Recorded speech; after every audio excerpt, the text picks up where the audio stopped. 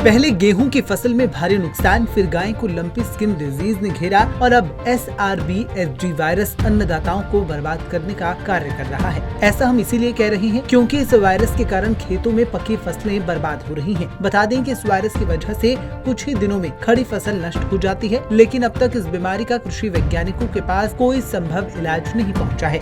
ऐसे में हरियाणा व पंजाब के अन्नदाता संकट से घिरे हुए हैं और उन्हें चिंता सता रही है कि आखिरकार कैसे उनका गुजारा होगा। वहीं इन खराब फसलों की बीमा राशि भी किसानों को नहीं मिलेगी। किसानों का कहना है कि इस बीमारी की वजह से उनकी फसलें बर्बाद हो रही हैं, जिसके लिए उन्होंने सरकार से स्पेशल गोदावरी करवा के उचित मुआवजा देने की मांग की है ताकि किसानों को राहत मिल सके। बीमारी का कुछ नहीं पता लगा है जी, ये ना आहिस्ता आहिस्ता करके सारा खेत बैठने लग रहा है, पीला होने लग रहा है जी। जो स्वस्थ पेड़ा था ना, बीमार पेड़ा है जो स्वस्थ पेड़े को भी खराब कर रहा है। और ये भी नहीं है कि मैं प्रगतिशील किसानों में हर जगह मैं आता जाता रहता हूँ, पर अब की बार मेरे साथ ऐसा हुआ है कि मैंने ये 8 किले इस फसल के लगा रखे हैं।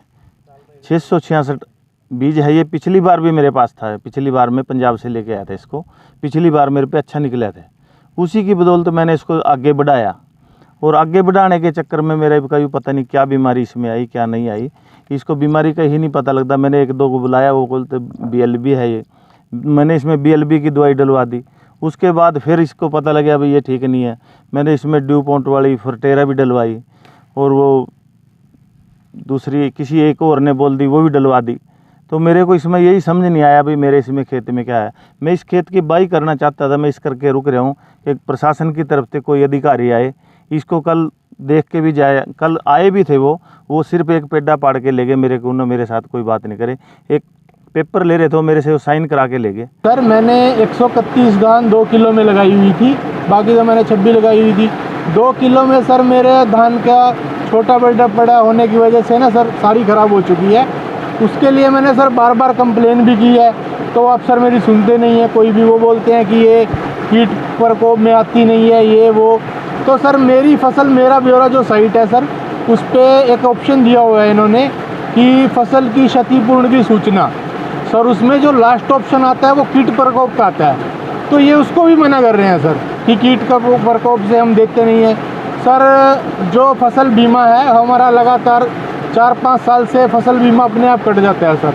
तो पिछली बार भी सर इन्होंने क्या किया कि गेहूं ख़राब हो चुकी थी, तो वहाँ से पटवारी आए, ऑफिसर आए, हमारी लाइव लोकेशन की फ़ोटो खींची, तो 75% हमारा नुकसान ADO ने मौके पे बताया हमें। वहीं कृषि विभाग के सहायक पौधा संरक्षण अधिकारी का कहना है कि कुरुक्षेत्र जिला में कुल 14,000 एकड़ में इस बीमारी का प्रकोप देखा जा रहा है। इस बीमारी में कीट पौधे की जड़ों में बैठकर पौधे का रस चूस लेता है, जिसके चलते पौधे छोटे रह जाते हैं। वहीं उन्होंने कहा कि इसको लेकर केंद्र सरकार द्वारा बीमारी की जाँच के लिए सर्वे भी किया जा रहा है। किसानों का नुकसान हुआ है। हमारा जिला कुरुक्षेत्र में लगभग 14,000 एकड़ जो धान है PR ग्रुप की, बासमती में थोड़ा इसका इन्फेक्शन कम है, वो इससे इन्फेक्टेड हुआ है। यह फर्स्ट टाइम हरियाणा में इस वायरस को देखा गया है, इस बीमारी को देखा गया है। ये वेक्टर इसका माना गया है WBPH और BPH। ये एक तरह के इंसेक्ट होता है जो पौधों की जड़ों में बैठ के रस चूसते हैं, तो वो इसके वेक्टर भी माने गए हैं। तो ये जो कभी कई साल पहले साउथ में इस बीमारी को देखा गया था, इस वायरस का हमने जो नाम दिया है वह southern rice black seed dwarf virus.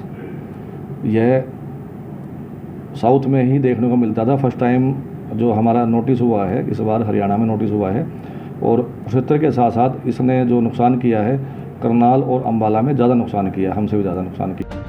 साथ ही कृषि विज्ञान केंद्र के वरिष्ठ समन्वयक डॉक्टर प्रद्युमन ने कहा कि धान की रोपाई के 30 से 35 दिन के अंतराल में ही इस बीमारी का पता चल गया था। ऐसे में इसको लेकर जांच जारी है और इसके समाधान के लिए भी विभाग द्वारा कार्य किया जा रहा है। ये जो बोनेपन की समस्या है, धान के जो पौधे छोटे रह गए हैं, इनकी समस्या का कारण है एक वायरस, एक जीवाणु रोग, जिसका नाम उन्होंने बताया कि southern rice black street dwarf virus. तो ये बीमारी उन देशों में पहले से है और किसी तरह भारतवर्ष में आई है। और साथ ही ये भी बताया गया कि ये बीमारी जो है तेले से फैल रही है। तो इन सभी बातों पे विश्वविद्यालय द्वारा और विभिन्न वैज्ञानिकों द्वारा मंथन हो रहा है और हमने भी जो सैंपल भेजे हैं अभी उनकी रिपोर्ट आनी बाकी है। फिलहाल अब देखना ये होगा कि फसल में बढ़ते वायरस को कम करने के लिए विभाग द्वारा क्या कुछ कदम उठाए जाते हैं और किसानों को उनकी खराब हुई फसलों का मुआवजा कब तक मिल पाता है। पंजाब केसरी टीवी के लिए कुरुक्षेत्र से अशोक यादव की रिपोर्ट।